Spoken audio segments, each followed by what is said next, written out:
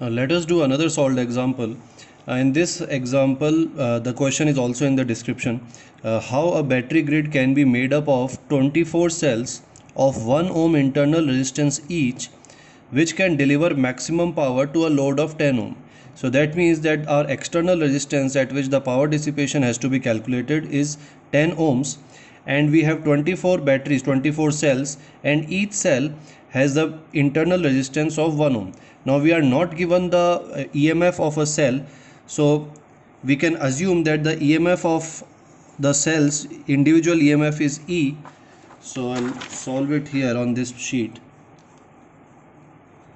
So let E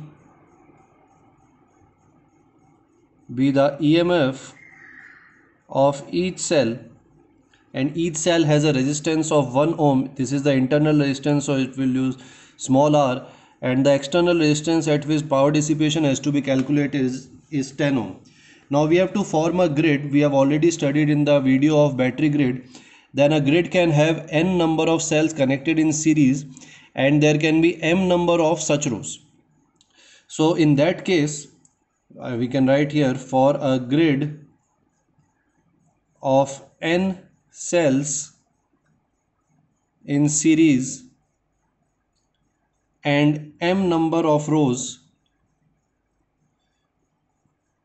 we already know that the equivalent EMF in this case will be equal to NE, and the equivalent resistance will be equal to NR upon M. Now small r is equal to 1 ohm, so we can directly write here that the equivalent internal resistance will be equal to N upon M. Now the total number of cells is 24. So there are n number of cells in one row and there are m number of rows. So we can write that total number of cells will be equal to nm, because there is n cells in one row and there are m number of rows. So total number is nm, and this is given to be 24.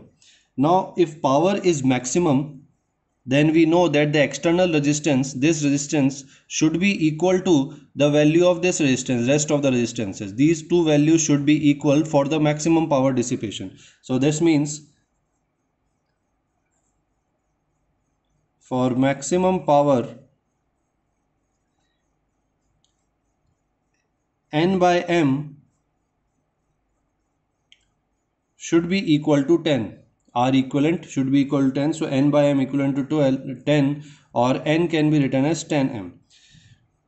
So using these two relations, we will get the relation 10m square equal to 24, and this will give m equals to root of 2.4, which is approximately equal to 1.55.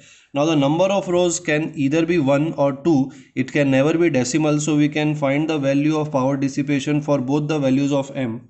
So one by one we can find out. So let us say that first we have only one row, m equals to 1. Then in that case all the cells are connected in the same row, so n will be equal to 24, and equivalent EMF will be equal to 24E by this relation. Now R equivalent, because all the cells are connected in series, so all the internal resistances will also be connected in series, so the total equivalent resistance will be equal to 24 ohm. Now when this is connected to an external resistance of 10 ohm, then we can find out the value of power dissipation by the formula I square R.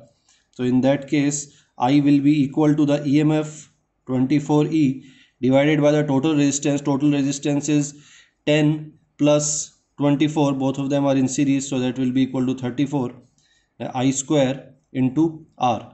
So this will come out to be 4.98 E square. Similarly, we can find out for m equals to 2, n will be equal to 12, because if the number of rows is 2, then there will be 12 cells in each row. So n will be equal to 12, and E equivalent will become equal to 12E. R equivalent for one row will become equal to 6 ohm, because there will be two parallel rows, so 6 ohms. So again we can find out the power. So I square R, we will use the same formula. This will be equal to 6 plus 10, so 16 square into 10. and this will come out to be 5.62 E square. Now for a particular value of E, we can see that this particular case when number of M is 2, the power generation will be more. This is 4.98, this is 5.62. So we can write, therefore maximum power will be with 2 rows, that is M equals to 2, and each row will have 12 cells, so N equals to 12. So this will be your answer.